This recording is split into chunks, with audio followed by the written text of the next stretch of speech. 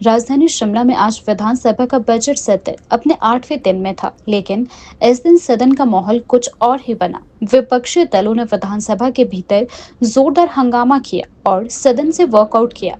विपक्ष का प्रमुख मुद्दा विमल नेगी की मृत्यु था। विपक्ष के नेता ने आरोप लगाया है कि सरकार मामले की गंभीरता को नजरअंदाज कर रही है और इस मामले में सीआईडी द्वारा उच्च स्तरीय जांच करवाई जानी चाहिए। विपक्षी दलों के नेताओं का कहना है कि विमल नेगी की मृत्यु एक रहस्यमय घटना है और उनके निधन के कारणों की सही जांच की आवश्यकता है। उन्होंने यह आरोप लगाया है कि सरकार इस मामले को दबाने की कोशिश कर रही है और इसीलिए यह जरूरी है कि सीआईडी को इस पर पूरी तरह से ध्यान देने के आदेश दिए जाने चाहिए। विपक्षी नेताओं का कहना है कि यह कोई सामान्य मामला नहीं है, बल्कि इसमें कई गहरे सवाल और संदेह जुड़े हुए हैं।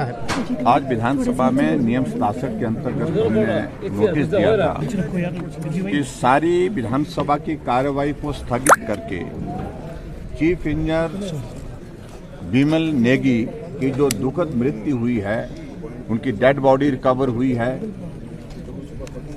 और उस पर बहुत सारे प्रश्न चिन्ह हैं कि वो हत्या है, आत्महत्या है, परिवार के लोग भी उठा रहे हैं और उनके साथ जो कर्मचारी अधिकारी जो काम करते थे उन्होंने भी उठाए हैं। इसलिए हमने कहा था कि सारे काम को रोक करके आज सदन में चर्चा हो तो इस विषय पर हो कि विमल नेगी जी की जो मृत्यु हुई है उसके पीछे क्या कारण है। लेकिन हैरानी हुई जब नोटिस पर स्पीकर साहब ने कहा कि चर्चा नहीं हो पाएगी। अगर मुख्यमंत्री जी ने कुछ कहना है तो वो कह सकते हैं, लेकिन मुख्यमंत्री जी ने बैठे बैठे इशारा किया कि मुझे कुछ नहीं कहना है। कल इस घटना के पश्चात हम भी अपनी संवेदनाएं व्यक्त करने के लिए परिवारजनों को मिलने के लिए जो धरने पर बैठे थे और डेड बॉडी के साथ बैठे थे, एसपीपीसीएल का जो कार्यालय है उसके बाहर बैठे थे, वहां हम गए थे, सारे विधायक भी गए थे। परिवारजनों का सीधा कहना था कि सीबीआई जांच होनी चाहिए। दूसरी बात उनकी ये थी कि जो अधिकारी हैं, प्रमुख रूप से 2 अधिकारियों के बारे में उनका कहना था कि उनका सस्पेंशन होना चाहिए और सिर्फ ट्रांसफर जो किया गया है उनको, उससे काम नहीं बनने वाला, उससे हम सहमत नहीं हैं। और उसके बाद उनके परिवारजनों से मिलने के बाद वहीं पर एसपी डीसी जो खड़े थे उनसे हमने बात कही कि गवर्नमेंट को आप ये जानकारी दीजिए कि परिवारजनों का ये कहना है, इस पर आप अमल करें, इस पर आप अपना जो स्टैंड स्पष्ट करें।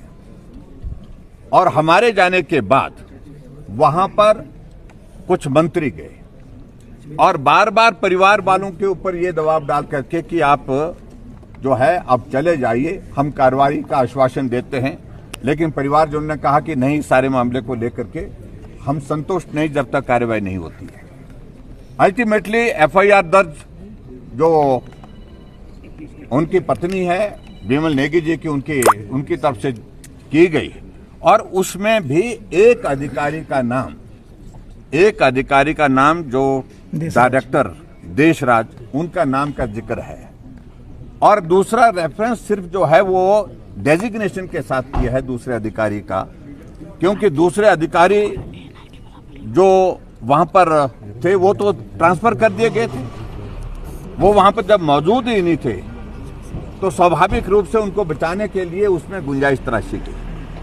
और आज जब हम इस विधानसभा के अंदर इस सारे मामले को लेकर के जब बात कह रहे थे कि एफआईआर दर्ज करने के लिए जो आग्रह किया है परिवार में, उसमें नाम दोनों, एक नाम है, दूसरा नाम मिसिंग है, नाम नहीं है।